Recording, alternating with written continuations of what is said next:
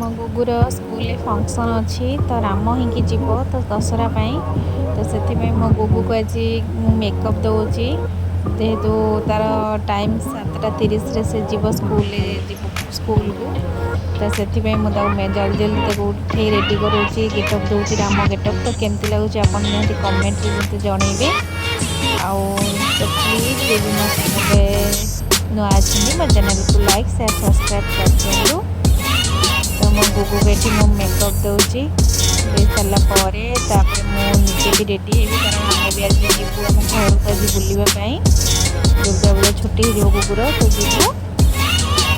ଗୁଗୁ ଏଠି ମେକଅପ୍ ନେଇ ସାରିଲେ ତାପରେ ମୁଁ ବି କାମ ସାରିକି ଚଲେଇବି ସେ ସ୍କୁଲ ଆସିଲେ ଆମେ ବାହାରିକି ଯିବୁ ପୁଣି ଆମ ଘରକୁ ମାନେ ଗୁଗୁ ତା ମାମୁଁ ଘରକୁ ଯିବ। ତ ଦେଖିବା ଏଠି ମୋ ଗୁଗୁ କେମିତି ବସିଛି ଚୁପଚାପ ଆଉ କେମିତି ଲାଗୁଛି ମୋ ମେକଅପ୍ଟା ଆପଣ ନିହାତି କମେଣ୍ଟରେ ଜଣାଇବେ ମୋତେ।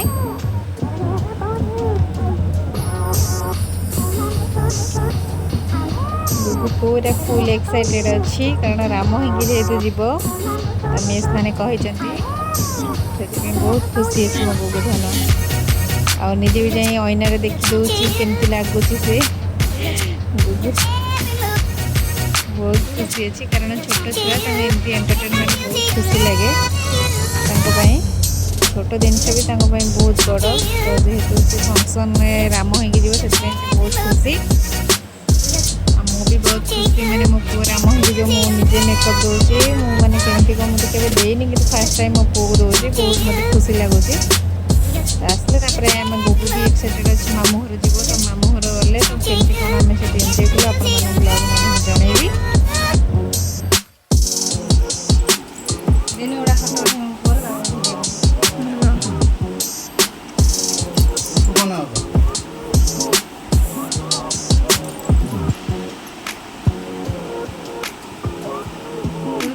ମୋ ଗୁଗୁ ଏବେ ରାମ ଗେଟଅପ୍ରେ ପୁରା ରେଡ଼ି। ଆଜି ତାର ସ୍କୁଲରେ ଫଙ୍କସନ୍ ଅଛି ତ ରାମ ହେଇକି ଯିବ। ଗୁଗୁ କେମିତି ଲାଗୁଛି ରାମ ହେଇକି ଯିବ?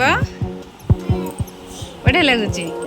ଆଉ ସେଇଠି ବସ ନହେଲେ ଝାଳ ହେଇଯିବ ସବୁ ମେକଅପ୍ ଖରାପ ହେଇଯିବ ମୋ ପୁଅର। ତ ଆପଣମାନଙ୍କୁ କେମିତି ଲାଗୁଛି ତ ନିହାତି ଜଣେଇବେ। ମୁଁ ମୋ ପୁଅକୁ ଗେଟଅପ୍ ଦେଇଛି ରାମ ଗେଟଅପ୍। ହାଇ କହିଦିଅ ବାବା। ଆଉ ଯଦି ମୋ ରାମ ଗେଟଅପ୍ ଆପଣମାନଙ୍କୁ ଭଲ ଲାଗିଥିବ ତାହେଲେ କମେଣ୍ଟରେ ଜଣେଇବେ। ତ ଗୁଗୁର ଟାଇମ୍ ହେଇଗଲା ତ ବର୍ତ୍ତମାନ ଏବେ ସ୍କୁଲ ଯିବ ସେ ପୁରା ରେଡ଼ି ରାମ ଗେଟଅପ୍ରେ। ଆଉ ଗୁଗୁ କେତେ ଖୁସି ଅଛ? ବହୁତ ଖୁସି ଅଛ? ଆଚ୍ଛା ଆଚ୍ଛା। ଗୁଗୁ ଆସିଲେ ପୁଣି ତା ମାମୁଁ ଘର ଯିବ। ଦଶହରା ଛୁଟି ଆଜି ଦିଆ ହେଇଯିବ। ଖରାକୁ ଯାଆନି ବାବା ପଳେଇ ଆସ। ତ ସ୍କୁଲ ଫଙ୍କସନ୍ ଛାଡ଼ି ଆସିଲେ ତ ତା ମାମୁଁ ଘର ଯିବ। ମାମୁଁ ଘର ଯିବ ବୋଲ ନୂଆ କ୍ୱାର୍ଟର ଯିବୁ। ହଉ ଯିବା ଆଉ। ଗୁଗୁ ଆସିଲା ପରେ ତ ଆମେ ଯିବୁ ରେଡ଼ି ମୁଁ ରେଡ଼ି ହେଇଥିବୁ ମାମୁଁ ଘର ଯିବ। ଆଉ ଚାଲନ୍ତୁ ଗୁଗୁ ଏବେ ସ୍କୁଲ ଯିବ ତ ଛାଡ଼ିକି ତା ବାବା ଆସିବେ।